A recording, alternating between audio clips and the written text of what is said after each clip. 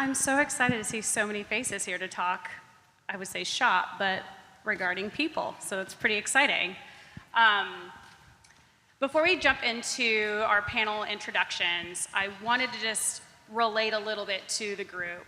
Our industry has long relied on a workforce that has spent decades really honing their technical expertise and developing instincts that are so impressive. And as those folks are starting to retire, we are working with a workforce that is less experienced and highly motivated. And with that, they are on average staying with employers 2.8 years. And so with that startling statistic, what that means for us is we have way less time to get people up to speed to reach their potential. And when you don't get them to their potential within that short amount of time, you're losing out on your return on investment. And so today, we really want to talk about how you can play a more active role in creating an environment where your employees are going to reach their potential faster. And the awesome part about that is they reach it faster, you get your return on your investment. And what research is showing, they reach their potential, they're going to stay longer for you. And so we've got a great set of panelists here that have very different experiences and perspectives to be able to talk through real examples that I truly believe you're going to be able to take back to your teams and start implementing some of this, because you can have influence over this. I think sometimes we feel like we don't have influence or control over this situation that all of us are experiencing, but you really do. You just have to think more critically and more proactively about how you think about training, development, and retaining your talent. We're going to talk through 4 different categories. We're going to focus on knowledge transfer. I think that's another opportunity that we've been playing victim to, where it's too hard, it's too much time, we have people who don't want to share knowledge, and so we'll talk through some of those strategies. The second theme that we're going to talk through is managing underperformance. And so usually it's a skills gap or usually it's a motivation issue. And so we're going to talk about real strategies you can take back to determine between the two of those things. Then we're going to talk about coaching leaders. You can't do this on your own. It is going to take every leader in your organization to help build this type of culture. And so coaching leaders to be leaders is a very different skill set. You're not just coaching to be an individual contributor. And so we'll talk through some of those things. And then finally, we'll talk through managing employee expectations. As we were prepping for this panel, that was something that became very apparent is we had so many examples of we have felt like we were super clear with employees, whether through their interviewing process, their onboarding process, and then all of a sudden, our expectation of what we had for their performance was very different than what they had. And so we're going to talk through how we handle that. So without further ado, our panelists will introduce themselves. Good afternoon. My name is Kristen Ireland. I am co-founder of PeopleSpark Consulting. We work with businesses in agriculture, specifically on HR and business strategy, and I'm very excited to participate in the panel and to echo what Christy said of how many of you are in the room today, because there is so much of a positive impact that we can have on our businesses, on ourselves, and on our people when we are intentionally developing them and building them to their full potential. So excited to be here. Hi everybody, my name is Beth and I'm with AGI. So to all my AGI peeps, show me your hands. Whoop whoop. Yeah. I've been with AGI for 2.5 years. I'm a human resources business partner, meaning that I work in HR, but I also work with business leaders to connect the two together. And being here today, your takeaway is if you have higher performing teams, you look like a better leader and people want to come work for you. So it's a win-win. Well, good afternoon, Jeff Schrock. I'm the CEO and one of the partners at VAA, so we're a 250-person engineering firm. Been in the grain industry for a long time. I'm also a licensed civil engineer, a little bit different background, 25 plus states. Very growth-oriented individual. I've been CEO for a little over 11 years at VA. One of the things I thought was interesting, Christy had asked, what, if you, as far as if you want to gain, or what do you want to gain from this approach, or what can you gain from helping others? I mentioned this earlier, but the reality is that if I didn't focus on helping others grow, I wouldn't be sitting here today. Right? So those are the stakes in my mind. And then I also wanted to challenge everybody from my standpoint. I was in this camp not many years ago. I challenge us all to philosophically redo our thinking that HR is no longer the enemy. I'll just say that again. HR is no longer the enemy. Thanks, Jeff. And I think, right, so the HR people here are like, yeah, it's about time, right? But then I'm also thinking to myself, I'm also going to challenge our HR professionals. They need to develop a relationship with the people managers and things like that, be very intentional around it. Preach. So. And he says that after spending hours with 3 HR people. So I feel like that comes based on experience. So another little different structure we're going to have today is we are going to ask for questions throughout the discussion today. You'll see a theme is that we're talking a lot about having quality conversations, asking questions, and so the whole goal is to get this to be a nice dialogue. So please don't hesitate to ask a question or even share a success story or a not success story. Okay, so we're going to jump into knowledge transfer. Kristen, in your experience, what are the main barriers preventing people from prioritizing knowledge transfer? So this is it. How many people have talked about knowledge transfer just in the 2 days that we've been here at GEAPS? Right? Raise hands. You can raise them higher. It's okay. All right. See, look at that. I think there's several things that hold people back. One is it seems completely overwhelming. Right? We were in a session earlier that Aaron hosted, and somebody said their knowledge transfer was a 20-page SOP. And that seems like it's so big and so daunting that I think that concept holds people back.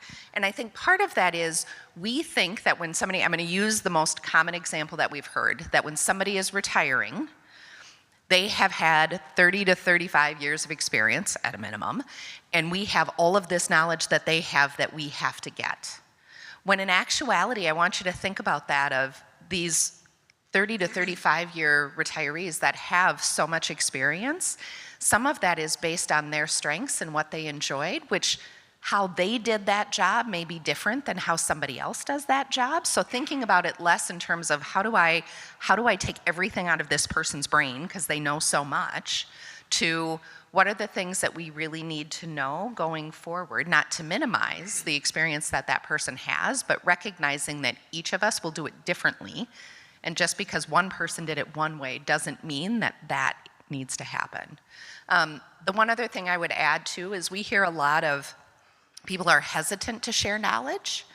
And using that in the example of the retirees, I want you to put yourself in the shoes of the person who may be retiring, that they have been an expert for so long in what they've done. And by going through this process of knowledge transfer, it's recognizing that that's going to be changing for them. So also recognizing some of the emotional feelings, those feelings of loss that somebody may be experiencing that makes it more difficult to lean in and do some of that knowledge transfer. Kristen, you talk a lot about asking the right questions. Mm-hmm. Do you have some suggestions on questions folks can use to start that conversation around the hesitancy? Mm-hmm. Well, I think it would be interesting to start with things like, you know, we met in our meetings and we talked about the importance. I've noticed that since then, you have not started this knowledge transfer process. It leads me to believe that there's something holding you back. What are your thoughts? To see what you could pull out of that, to understand what is their hesitancy. Because it could be, it's completely overwhelming. It could be, I don't know where to start. And it could be, I'm not ready to let that go scared yet. of their job Yeah. being replaced. Yep. Mm-hmm. Jeff, as we were talking about this, something that you personally said that you experience yourself and others is you go to someone, you have this conversation, and they say, I don't have time for that. Yeah, I mean, so the reality is everybody's like, well, I don't have time for this, or we can't afford doing this. One point I was going to make to yours, Kristen, was if somebody announces that they're going to retire and you're just starting to transfer knowledge, you've failed. Like timeline-wise, it's already set up for failure. That's a little harsh, I get it. Maybe a little crass, but think about it. That's a pretty hard thing to do in a matter of a couple of months, right? So I think you need to get before that. But some real things that I've recognized is, I think the key words that I would use is intentionality and persistence. And I think the reality behind that persistence is not everything you try is going to work out. So I'll give you some tangible things that we've actually done. And we've had successes, and I'm not going to lie, we've had failures, like straight up failures, right? But some tangible things that we've implemented. In 2011, we rolled out an official mentor program. And what that was is it's a non-technical intention, but we have between 8 to 12 different pairings each year, and it's senior level people with differing levels of usually greener or right out of college. And it's really not something about having somebody learn how to do pipe stress analysis, right? You're not going to sit down and run the very detailed calculations with somebody. It's teaching them how to navigate a job. It's teaching them how to navigate a hard situation, things like that. That's been successful. We have 7 semi-retired people working for VA. So what we've done is we've worked really hard to create a space that those who are towards retirement, it doesn't have to be just a light switch where you're done, right? And what we've recognized is a lot of people are like, oh, so you mean I could still work, do what I like to do, and not be in charge, right? So that's really attractive. So I think those kinds of conversations have been helpful. And then on the technical side, I highly recommend, this has worked really well. We've worked really hard at doing very specific lunch and learns. For example, we just did a chemical engineering on food processing last week, and it was really well attended. All of which we include that in our budget. So we pay employees for their time for that. And so I think those kinds of activities have been beneficial. Great. So before we jump into the next topic, any questions or success stories the group would like to share regarding knowledge transfer? So you're looking at it from a lens of just kind of retirement, but you also said the average tenure is 2.8 years. So you're going to be doing a whole lot more knowledge transfer or figuring out how to do that many, many more times. Can you just touch on that or give us any advice? Yeah, that's great. Jeff, you had mentioned earlier the list of very specific competencies. Yeah, that's a good point. Maybe that's a good spot. So statistically, that's a really good point you've got. I mean, at the end of the day, it's like, well, is this just a continually evolving thing? And I think at the end, the short answer is yes, to some degree. VA is an engineering firm at heart, so people are very detail-orientated and very spreadsheet-orientated. And so some of the things that we've done that have been successful is we've created spreadsheets for people, how they could go from entry-level engineer to engineer 2, engineer 3, engineer 4, engineer 5, et cetera. And there's very specific, literally very specific, technical requirements they have to do so to get there, right? Whether it be structural steel design, structural concrete, structural blah, blah. So that has been beneficial because it creates a roadmap. And I think that's one way to do it. The challenge is I think when it comes to that is when you get to somebody who's got a little bit more experience, a lot of that knowledge isn't necessarily easy to put down into a spreadsheet, right? It's more intuitive. And I think that's where the real challenge comes.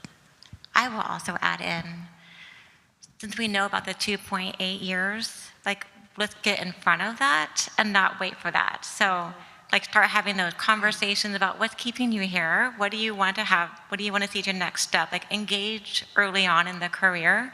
And that could also mean the mentoring that you talked about, for the growth. So you could, of course, prepare for those retirements, but also get on the early side of your new hires.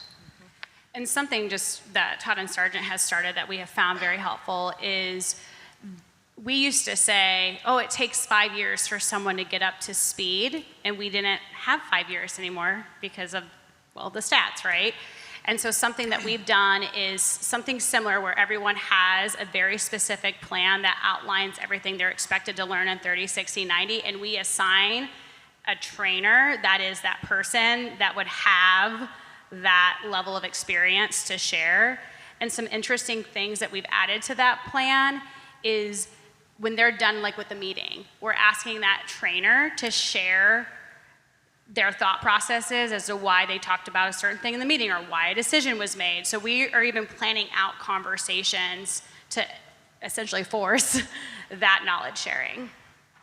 Well, and I think what's interesting about that too is we're talking about the 2.8 years, but think about how many processes you will change, systems, program processes in less time than 3 years. So it's not even people coming and going, it is we're constantly going through that change. So how do we keep on top of all of those? Yes, great question. Any other questions on knowledge transfer? Oh, Adam, I think we have someone over here. Oh yeah, we can hear you. I'll repeat it for you.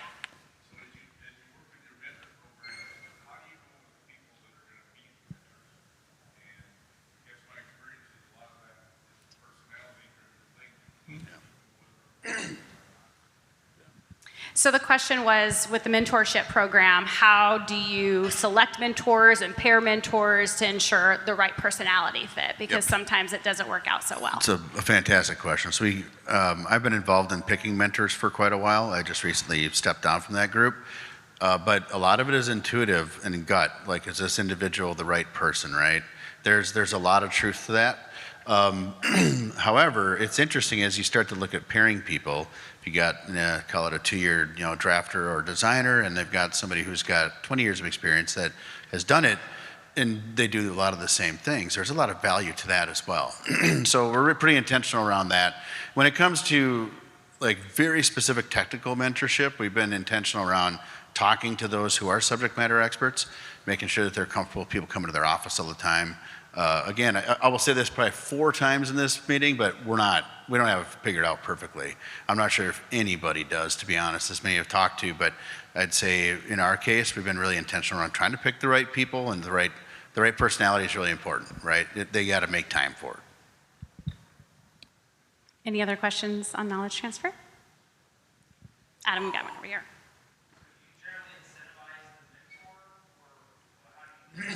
Do you have any incentivizing programs for the mentorship program? Financially, not necessarily, right? So there's not like a bonus program for doing a mentorship, at least directly. Indirectly, I'd probably argue there is. But so in short, it's paid for, right? So it's paid time through the company.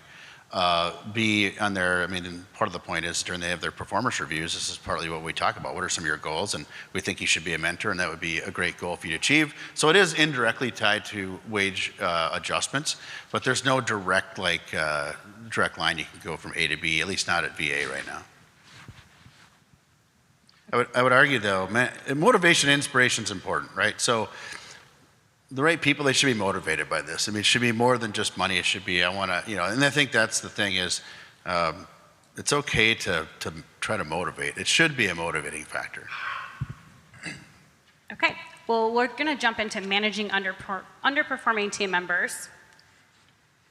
Beth, when dealing with underperforming team members, how do you differentiate between someone lacking motivation skills or if it's just a skills issue?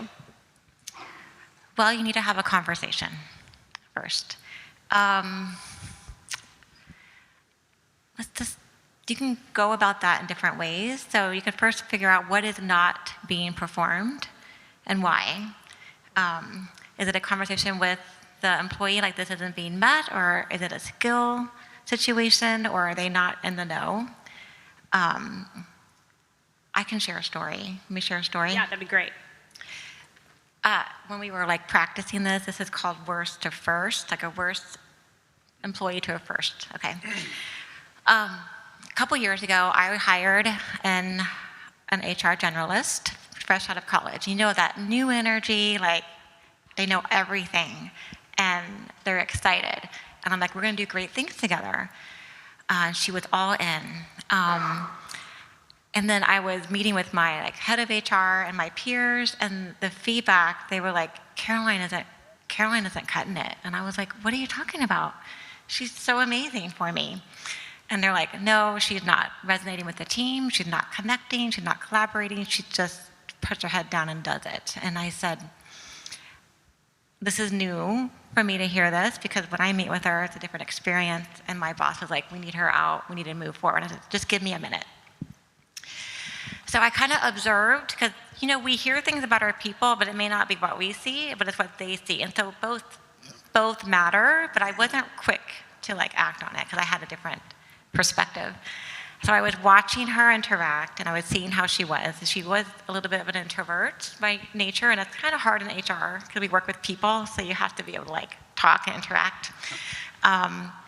So I said, Caroline, let's go have our 30-day check-in, because we do this 30 days, 60 days, 90 days. And I said, let's go off-site, because everybody's watching us. And I said, I need to give you some feedback, and this might be kind of hard to hear. And she said, they're young, right? So she's eager. And I said, I'm just kind of hearing that people aren't liking you. She's like, what? And you could see her face turn red. And I said, this is what's happening, and you need to know how you're showing up and how you're being perceived. But I know behind the scenes you're doing amazing stuff, but we have to change our image, but we build your brand. I want you here. I know we can be successful together, but I need you to get on board. So we put together a plan and, for her to like put herself out there, which was smile when people are looking at you and interact. Like it was a little bit uncomfortable for her, but she wanted to be successful. Long story short, she became one of those unsung heroes where she got recognized for all the things that she did. But my point of the story was she was an underperformer by my peers and that they matter to me, right? And then having that conversation of I care about her and I want her to be successful and give her that feedback, because my approach wasn't to hurt her, it was to help her. And we were able to tackle it together. So it could have gone either way, but that's my story. And Jeff, I think you have a great worst to first story too. Well, I think it's even more conceptual in nature. There is some reality of a square peg and round hole as well, right? I think there is some reality and some decisions that have to be made. But as far as like successes, I think we as leaders need to think a bit outside the box. And here's an idea. Just because they're not good in one department doesn't mean they're not good in another one. And we've had some great success having people shift groups, even shift markets, like working on retail buildings, going to working on a grain elevator, completely separate. And I think those things are important. I would challenge us to lean in with curiosity as well as you get into some of these and challenge some people, and those kinds of things I think are hugely beneficial. Anything to add, Kristen? I'll add for some of the next ones. Sounds good. Okay, so this is all great, sunshines and rainbows. Most of the time, all this stuff works, right? But sometimes it doesn't. And so can any of you share a story of where someone wasn't, they weren't responding well, and how you handled that situation? You have the story.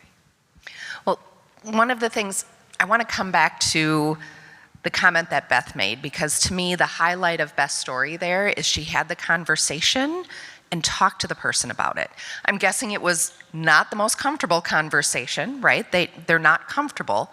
Without Beth sharing that level of detail and specificity, like smile when people talk to you, that person would not have been successful. And to me, that is the biggest thing that will impact how things go if somebody isn't making it. That we have had, here is where we fail as managers. We fail as managers and leaders if we don't do that. And we rush to this person isn't cutting it and we need to let them go. The best thing that we can do is to be very clear about what those expectations are and starting that earlier. So as an example, we've worked with clients and managers who have had people that aren't meeting those expectations. They've been very clear with the conversations that they've had. And when you're at that level of clarity of this is what the expectations are, people can choose to participate or not. So several cases with clients as well as people leaders when I was working within larger organizations where employees would say, yes, you've been clear. This isn't what I want to do. And they'll resign voluntarily. They can't make that decision if they don't know the details behind it. But think about the impact of that person. How empowering is that to say, you know what? I've been given the information and I can make a choice on what I think is best for me. And we've had cases where employees have come back and said, thank you. Thank you for being clear. Thank you for being clear about what those expectations are. Thank you for having the conversations with me, because since then, I've learned what I really want to do. But I think what tends to happen more frequently is we think somebody isn't cutting it. I couldn't have been more clear. The person is not seeing what they need to do to impact it, or they feel like they need to continue on this path.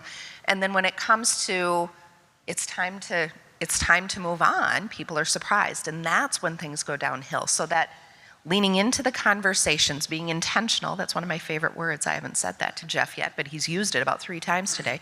Being very intentional and clear is the best thing that we can do, both for people who are performing and people who are not. Kristen, you talked a lot about during our prep the concept of I expect. Do you want to talk through a little bit of that? Yes. So we have a leadership development program where we talk about providing clear expectations.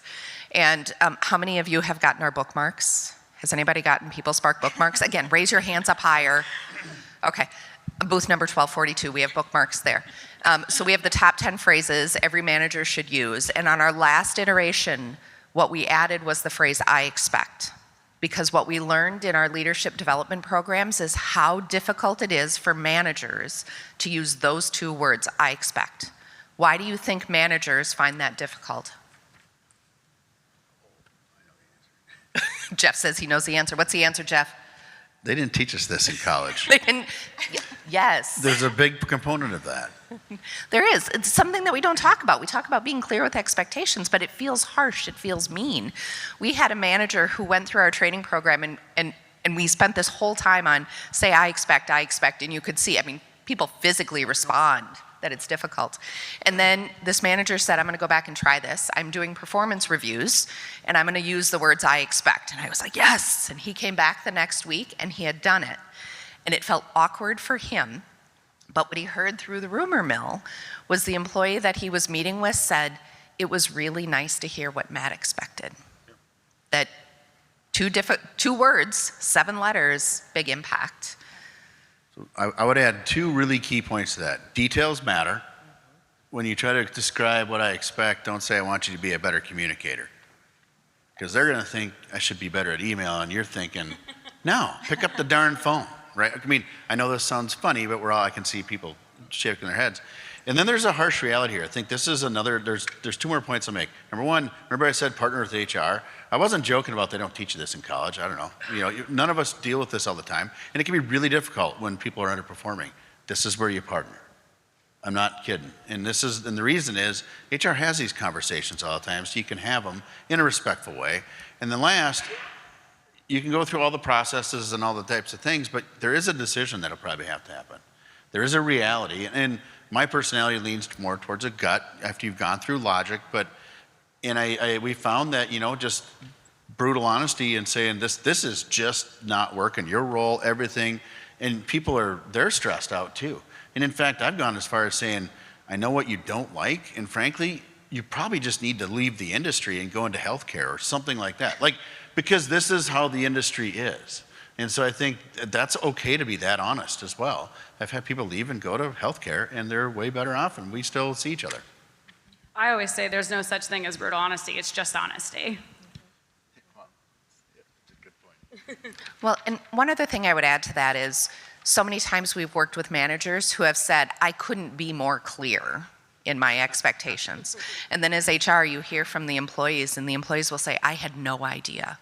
So knowing that you being clear in your mind is different than whether or not the employee is understanding the same thing. So even summarizing conversations like, how would you summarize this conversation?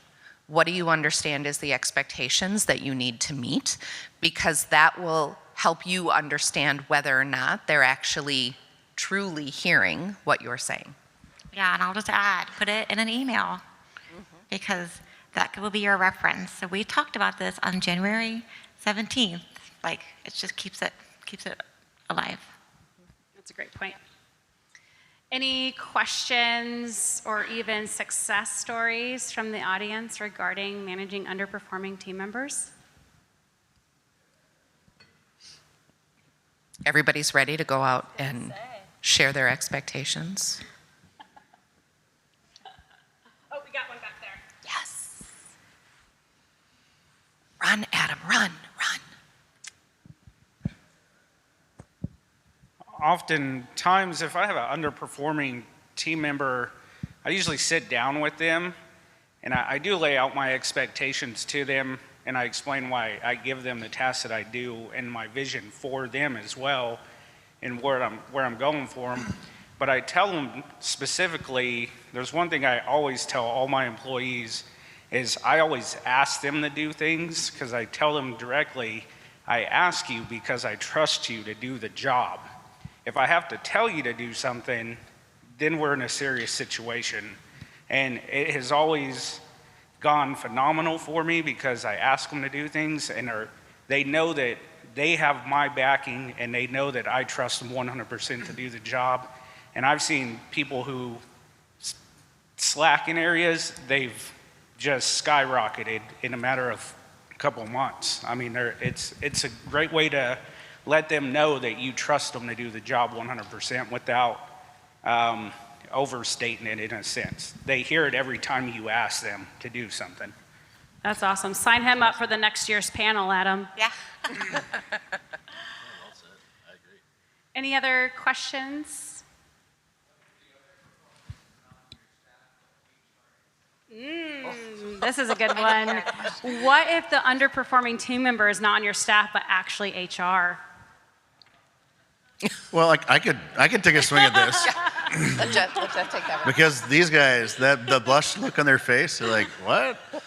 That's a really fair comment. I mean, if you're seeing an HR that is not supportive, that needs change because it will only get worse. And it doesn't mean that those individuals, well, perhaps they don't know your expectations, but at the end of the day, I mean, this is my type A personality, but like I wouldn't sit for too long. I'd bring it up and say, this has to change because it can be better, way better. And that's a really important role. So hope you guys are okay with me answering that. Yeah, definitely escalate that because, HR does tend to be like a culture setting. So if there's a disconnect, the sooner the better to bring it up.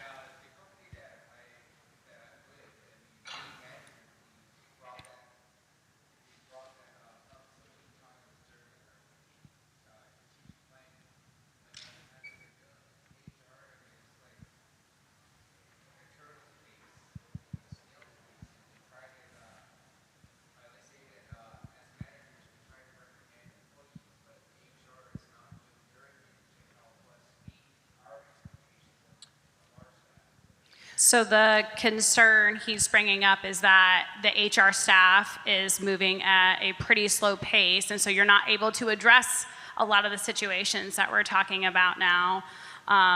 One thing that I would encourage is working with your senior leadership team on what is their philosophy on HR, what is their expectations as an organization, and helping inform that, I think could be a really interesting place to start. We put a lot of effort at Todd and Sargent about what the expectations are for the HR department and what we stand for, and that's being driven by the senior leadership vision. So this might sound really brutally honest or brutal and crass, but HR, is generally there to help the business grow. And if there's a hindrance to that, that's a really easy dot to connect in my mind. Like if our goal is to get here and this is the anchor, we got to fix the anchor. And I think if I heard that, I'd move fast. Well, and I would add to that too from the conversation, kind of to the point that you were making of what does success look like? What does success look like in HR? Because what we have found working with organizations of different sizes is HR means different things to different people. So what does success look like in HR? What success looks like that Jeff is describing is, and looking at that from Beth's role is we are partnering with you for the business to be successful. That is very different than the definition of success being people are paid on time. So define what success looks like. What does success look like for the manager? What does success look like for the senior leaders? What does success look like for HR? Obviously, it'll go back to the senior leaders, but that is a way to ask that question from a perspective of we want to get on the same page and have the same understanding. That can lead to a different conversation. Fantastic question. And then follow up with us because I'd love to know the answer to that. Any other questions on managing underperforming team members?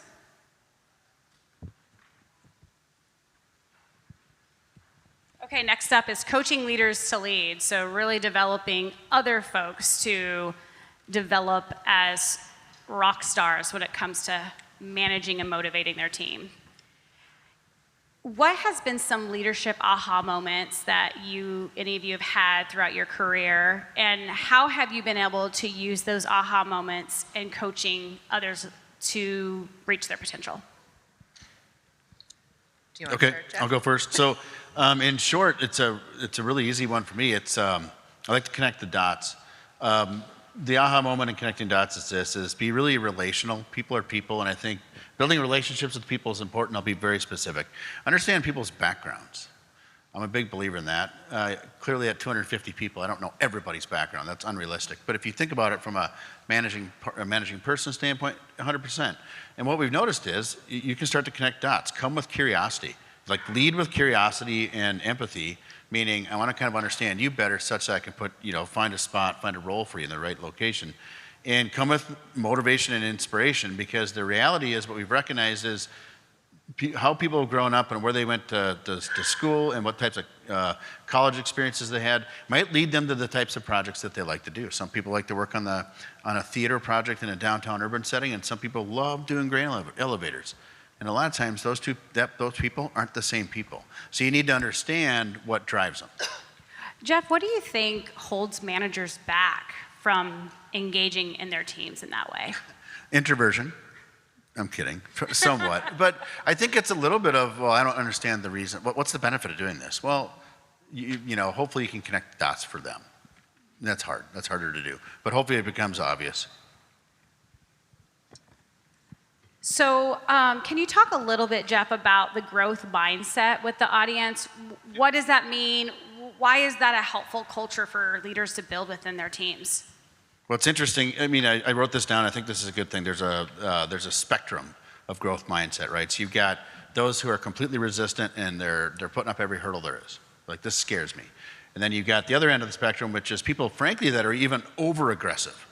Like, you have to put a brake on, right? So, I mean, a couple of the real tangible things that we've done as a company that I think I've been involved in that's worked is being really intentional around keeping our Vision 2030 in front of people and explaining what it means to you at a really high level, company level, but I do it at a smaller level as well, like a 20-person team or 10-person team, and try to understand and connect the dots as to, why would we grow and what does that benefit you? And I use this snarky line once in a while, you guys can use it. I'm like, nobody ever said they want to go work for a company whose strategic plan is to go out of business, right? Like, why do you have a plan? Why are we growing? Well, no one ever said they want to go work for a company whose plan is to go out of business. So let's connect those dots. So those dots here and make it make it personal. Like, how can you be a part of it and frankly help to paint that vision for them? I just want to go back to the aha moment.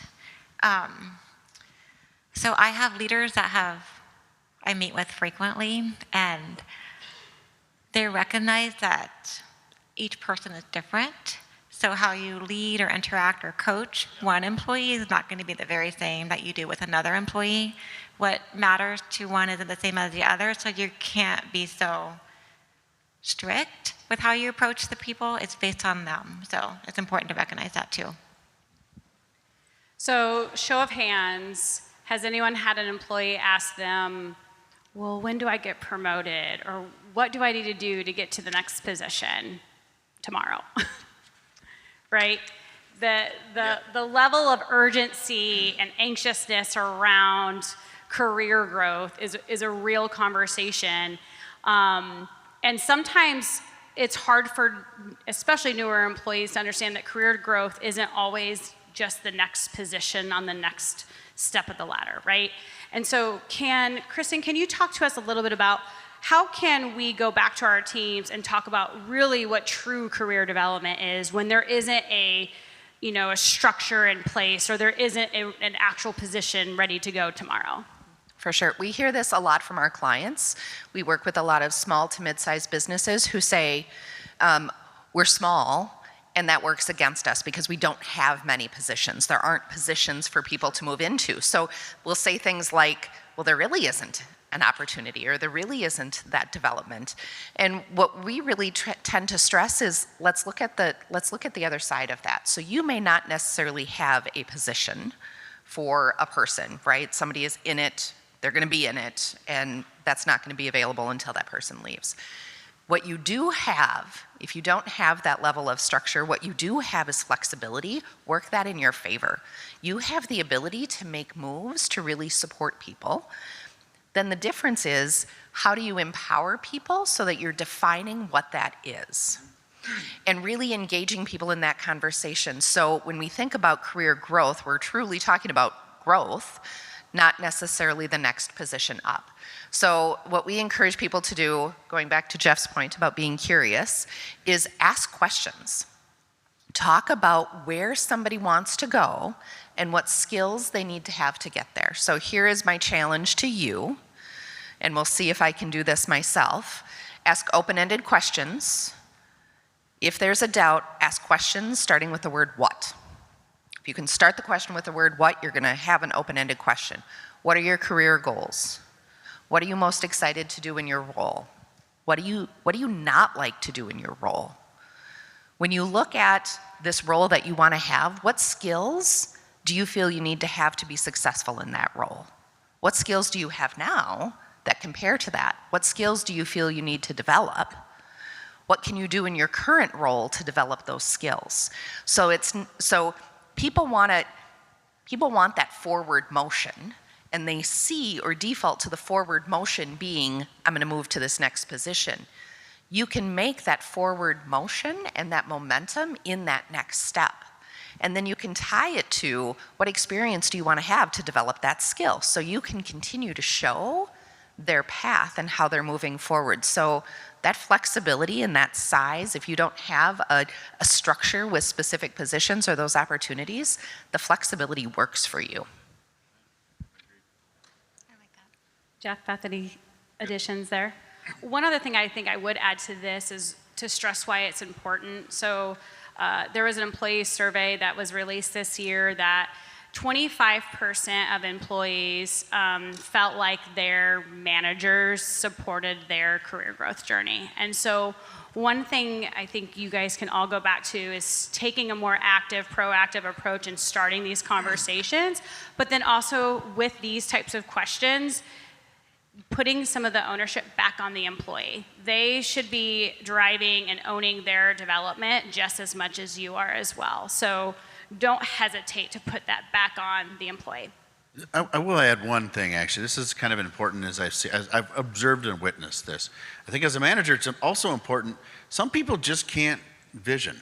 They can't do this. Like, I don't know, what could I do? So I think it's up to us to help them lay out a couple options, like, what does this look like? Would it be, like, Susie, I could see you running a project in 18 months. What do you think of that?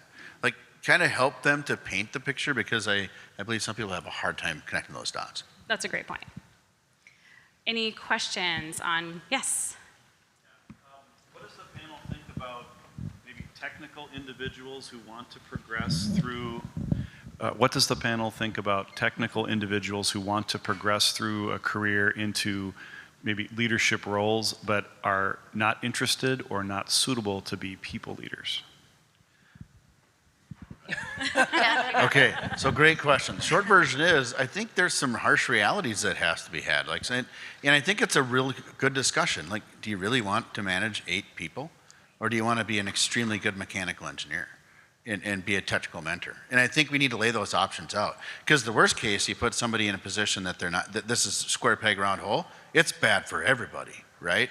And so I think the reality is, and just speaking from our own experience, I have a lot of engineers that work at VA, right? So it's a very traditional mindset. You can pick that apart, and the reality is not everybody wants to, and I don't think everybody should be a people manager. And the harsh reality is that you got to be able to figure that out.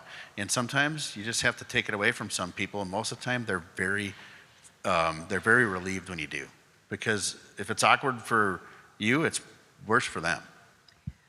I think another thought is, one, asking them why, trying to figure out what's motivating them to want to become a people manager.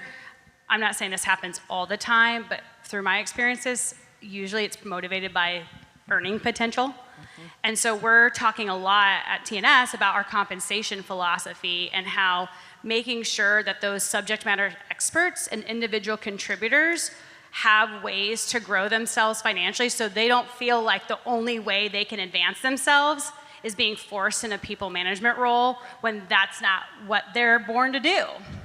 Well, and there was actually, anybody else fans of Freakonomics? I'm a huge fan of Freakonomics. Thank you, Mike. They have a podcast, and they did a lot of research around what is the impact on sales teams when you promote your highest revenue generating salesperson into a manager role. And the entire thing, like your entire group, lost, I want to say it was between 8 and 13% in sales. So there was a dramatic difference in sales by promoting your really good salesperson, right? Because it just as much as it's a technical thing, sales, the people who are really good salespeople are not necessarily people leaders. And the question was, why do companies continue to do that? Because they see that as the only way that they can recognize those really good salespeople. So there are two paths, and how are we talking about two paths to make that difference? Any other questions on coaching leaders to lead? It's not so much about somebody who is underperforming or they have the ability, but they don't want it. How can you try to push that person to rise up and above and do the things that you see them doing? That's a great question. I think it just goes back to using those two words of what you expect. If they can't get there, then they're not going to stay there. Yeah. Well, and to me, I would go back to some open-ended questions of what are you interested when you do these things? What do you feel? And here it comes back to being curious. What we do so frequently as leaders is we make assumptions without realizing that we're doing it.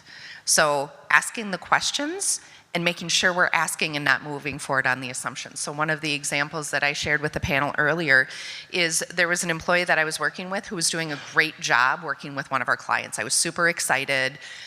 She seemed to be having fun with it. So my default as a well-intended leader was like, I'm gonna try to find more projects where I can use these skill sets. And so I took the moment and realized I should probably ask, for sure. And so I said, I noticed that you jumped right into this project and you've been providing some good solutions and you've added a little fun to it. It makes me feel like you really enjoyed this project. And the response back was, no, I actually haven't. And I went, what? What do you mean? So it led to this whole other discussion, but what I realized in that is if I wouldn't have asked, I would have well-intentioned, with all the best intent, assign this person to more of the projects that I assumed that they liked. And then she would have been thinking, why do I get all the crappy stuff and leave? But it's that, what is holding them back? What do they want to do? What do they enjoy doing? Maybe they haven't thought through some of that, and asking those questions can spark some of that thought. We've also tried before putting people in what I like to call stretch projects, and so putting them in the position to kind of flex that muscle, to kind of see, oh, maybe I do enjoy this, maybe I'm better at this than I thought I would be. So even maybe giving them some opportunities to practice that a little bit could be an interesting idea too. I think at the highest level, one of the things I would challenge everybody to think about is, what does your company celebrate? What does your company celebrate openly? Is it getting consistently promoted, to sales? Is it, in full disclosure, this is where I wouldn't say failed's a strong word, but we have swung and missed in a couple cases on this. Meaning, you are what you celebrate, right? So if we celebrate people doing a really good job and having 10 people report to them, even though they're horrible at it, well, that's a swing and a miss. So just think about what your company celebrates and what you really appreciate, and see if you can collide those. We've had to recalibrate a couple times, full stop. Celebrated the wrong thing. Any other questions?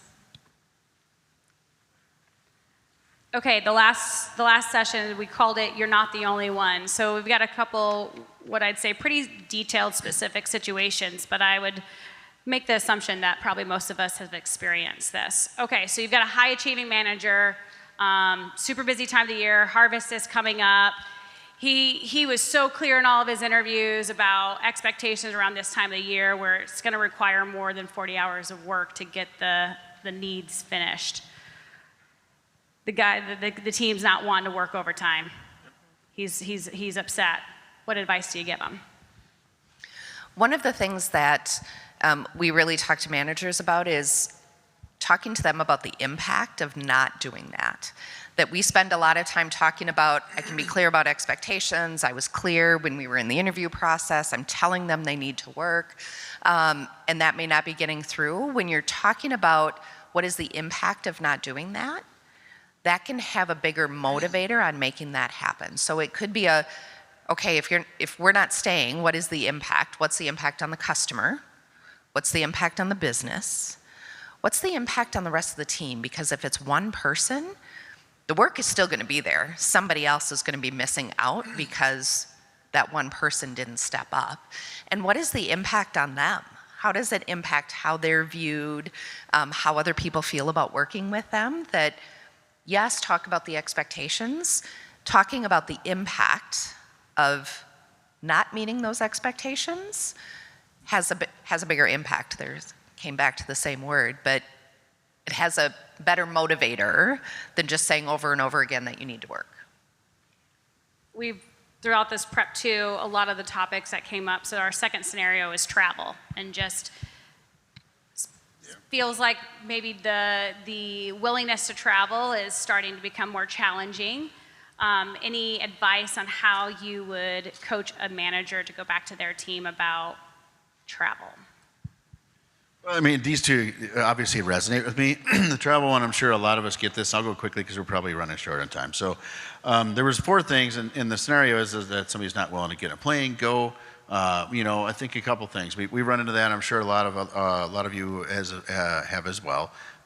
We're on the grain industry, and it's not 20 miles away. It's usually 200 or maybe 2,000. So one of the things I think we need to get better at, and this is me speaking of VAA, but certainly something you could take back, is when you hire people, be really crystal clear about what the expectation is around travel.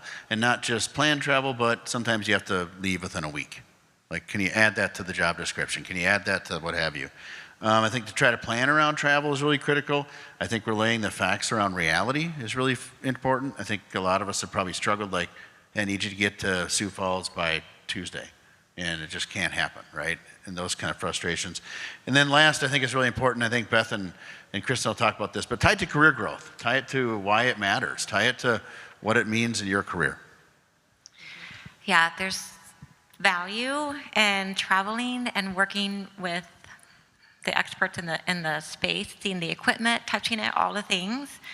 And then there's always success stories, hopefully, that come from that. So then that your name is going to be mentioned at the talent reviews, or like, I want this person there, I want that person. So it's bigger than just travel. Like it can carry weight as part of your development. Well, and I think even bringing back to what Jeff said earlier about the importance of connecting the dots, help people connect the dots of what experience they may have here and how it will tie to career development. What will you learn here? How can you best utilize your time to develop the skills that you're looking for your next thing? So that people are less thinking of, okay, now I have to turn around and get on a plane and travel, and more thinking about, how can I get the best out of this situation to learn as much as I can to help prepare me for the next. That's great. Okay, so we've got 5 minutes left. You shared with your neighbor something you wanted to get out of today's session. What have we not talked about based on what you were expecting or wanting to get out of the session?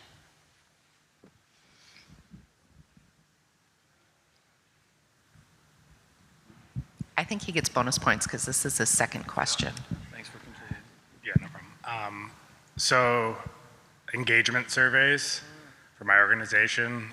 This year I feel like my VP sits in an office in Milwaukee and has an expectation of office-based people as far as participation and score. And on a production floor, out in the middle of Idaho, it's different. If you could maybe touch on anything that could help with any of that kind of stuff. It's hard to, relay the importance of that.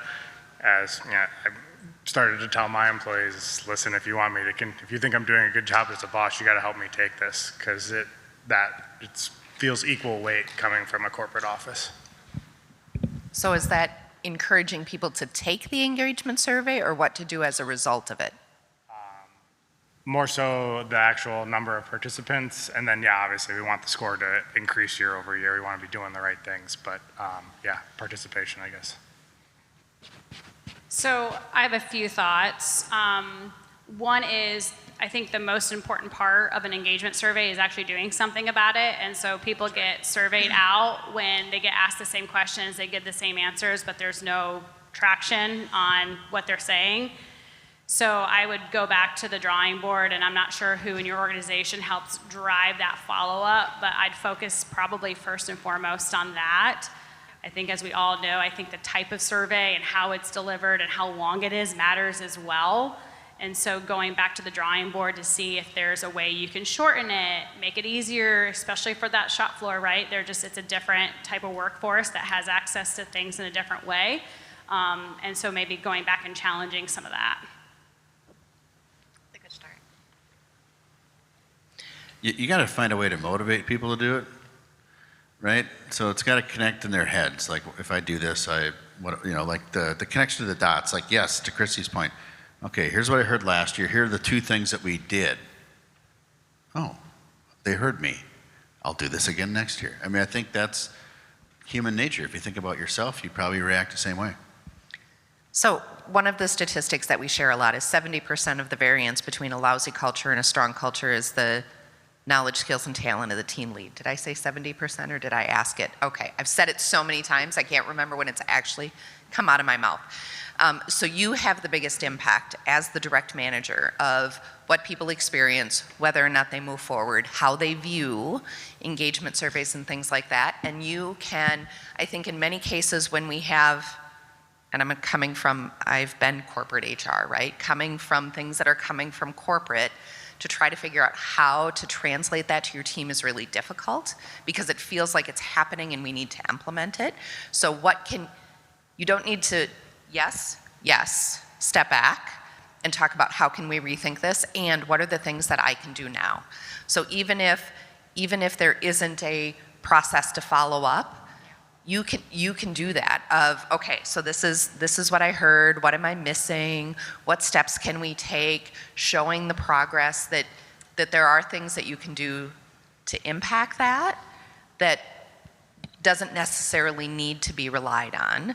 That being said, if you want to talk about that more, 1242 for the booth tomorrow. Aaron and I are very passionate about this, so we'd be happy to talk through what could that look like, regardless of whether or not the structure is there for you. What could you do to have the biggest impact on your team?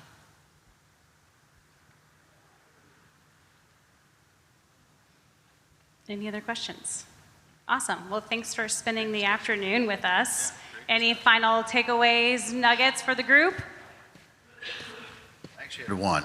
And the only thing I'd mention is, if you've had success and failures, I think don't allow yourself to think it's somebody else's problem. I think some self-realization about learning yourself through the process of if you've had teams that are not performing or overperforming, I think it's important for us to take that home. I do it a lot. So that'd be my one challenge, is looking inwardly too. Great, thank you. Thanks, everybody.